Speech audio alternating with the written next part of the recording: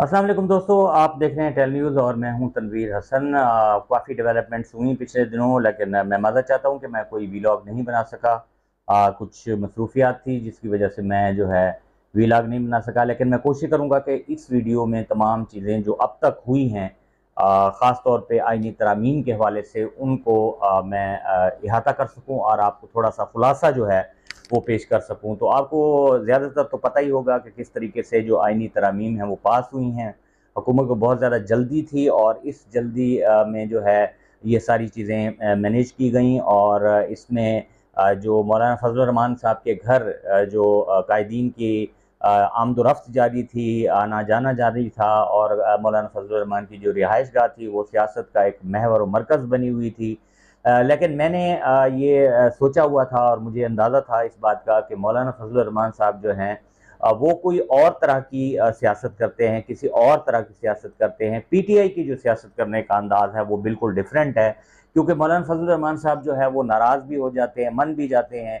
क्योंकि वो इसी सिस्टम में जो है रहते हुए अपना रास्ता निकालने की कोशिश करते हैं। जबकि पाकिस्तान तहरीक इंसाफ जो है वो ये चाहती है कि इस सिस्टम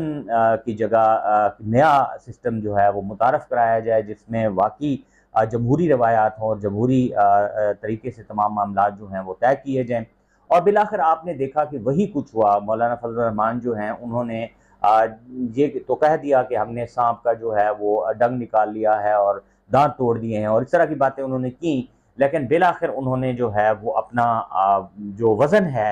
वो हुकूमत की तरफ ही एक किस्म का डाल दिया और उनके जो सेनेटर्स थे या उनके जो अरकान असम्बली थे, उन्होंने तरमीम के हक़ में वोट दिया और इस तरीके से ये तरमीम जो है वो पास हो गई। और पाकिस्तान तहरीक इंसाफ जो है, ज़ाहिर है कि उन्होंने भी, मैं समझता हूँ कि इस मौके पे जो है वो बेहतर एक सियासी सोच का मुज़ाहरा किया, क्योंकि अगर वो इस मौके पर फ़ौरी तौर पर ये कह देते कि मौलाना साहब और हमारी जो राहें हैं वो जुदा हो रही हैं, तो फिर ये होना था कि सूरत हाल यकसर तब्दील हो जाती और अपोजिशन में सिर्फ जो है वो पीटीआई रह जाती, बड़ी जमात। और इसलिए उन्होंने ये फैसला किया कि वो मौलाना साहब के साथ भी रहें और मौलाना साहब को फ्री हैंड भी दें। बैरिस्टर गौहर साहब ने ये मीडिया में कहा था कि हम जेयूआई को जो है वो फ्री हैंड दे रहे हैं कि वो अगर अपना फैसला करना चाहते हैं, वोट देना चाहते हैं तरामीम के हक़ में, तो वो बेशक दे दें, लेकिन हम इस वोटिंग का हिस्सा जो है वो नहीं बनेंगे। लेकिन ये भी हुआ कि पाकिस्तान तहरीक इंसाफ के कुछ अरकान पर जो है लोटा बनने के इल्ज़ामात लगे, जबकि उनकी जानिब से जो है वो मुसलसल इस बात की डिनायल दी जा रही है। और इसमें जैन कुरैशी साहब की एक वीडियो भी आपने शायद देखी हो, जिसमें उन्होंने वाज़ेह तौर पर ये कहा है कि मुझ पर ये इल्ज़ाम लगाया जा रहा है कि मैंने जो है वो पार्टी पॉलिसी से हट के जो है वोट दिया है। आप अगर वीडियोज़ उठा के देख लें, आप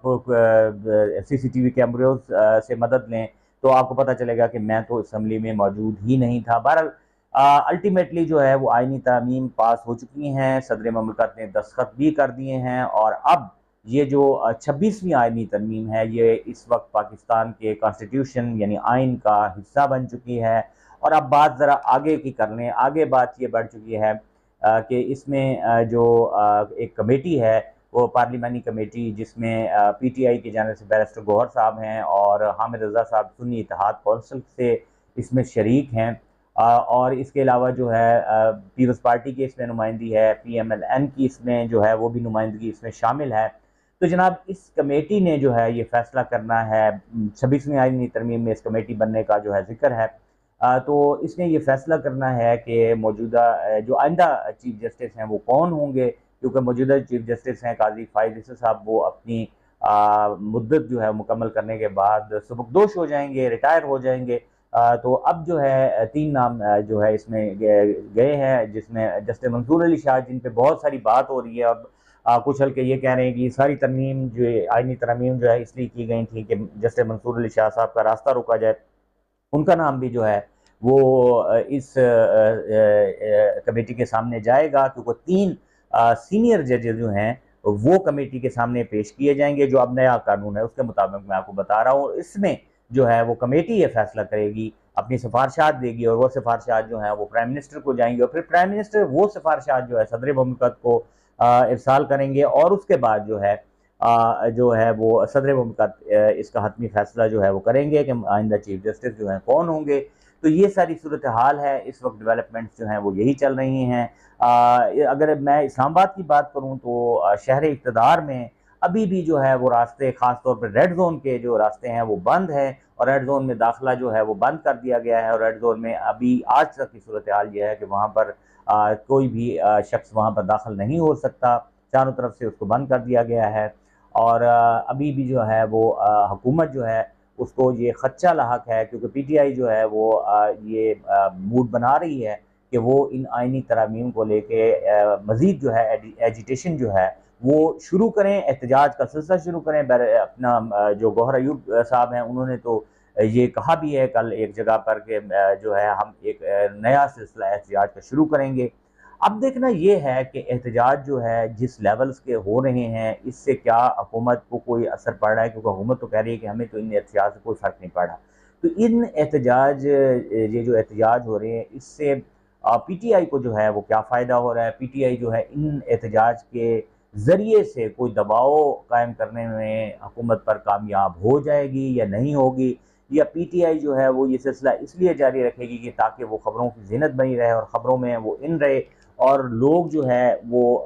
ये जानें कि जो है ये सूरत हाल इस तरह से ठीक नहीं चल रही। यानी हुकूमत को यानी अवाम को ये बताना कि जो हुकूमत है वो ठीक नहीं है, ये मामला ठीक नहीं चल रहे, सब कुछ यानी शांत ना हो जाए, अमन कायम ना हो जाए। शायद ये एक पॉलिसी पीटीआई की हो सकती है, क्योंकि पीटीआई के लोगों को भी इस बात का पता है कि जब से बहुत ज़्यादा सख्ती हुई है तो उस तरह से उनके जो एहतजाज हैं या जलसे हैं वो उस तरह के अब नहीं हो रहे जिस तरह से दोस्तों पहले हुआ करते थे, जब यानी सख्ती नहीं होती थी, जब रास्ते इतने बंद नहीं हुआ करते थे, पुलिस वगैरह मौजूद होती थी लेकिन सिक्योरिटी के लिए मौजूद होती थी, रोकने के लिए मौजूद नहीं होती थी। तो अब जो है, अब देखना ये है कि पीटीआई जो है वो अपने मकासद में किस तरह से कामयाब हो सकती है। और इसके अलावा ये है कि गवर्नमेंट की भी देखनी है कि वो आइंदा के जो उसके क्या प्लान्स हैं। कुछ हल्के ये भी कह रहे हैं कि शायद कुछ और भी जो है कानून साजी हुकूमत करे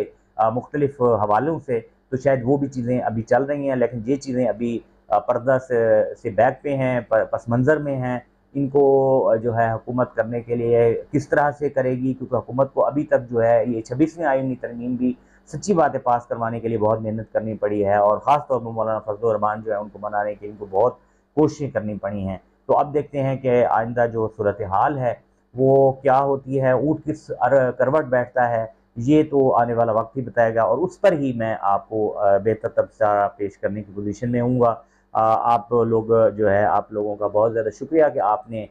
मेरा जो है ये व्लॉग देखा, और आपसे ये रिक्वेस्ट के चैनल जो है उसको सब्सक्राइब कर लें और वीडियोज़ को ज़्यादा से ज़्यादा वॉच किया करें, और शेयर भी कर दिया करें, कमेंट ज़रूर किया करें, ताकि मुझे आप तक जो जो आपकी राय है वो मुझ तक जो है वो पहुँचती रहे और मैं बाखबर रहूँ। तो आज तक के लिए मुझे इजाज़त दें। अल्लाह हाफ़िज़।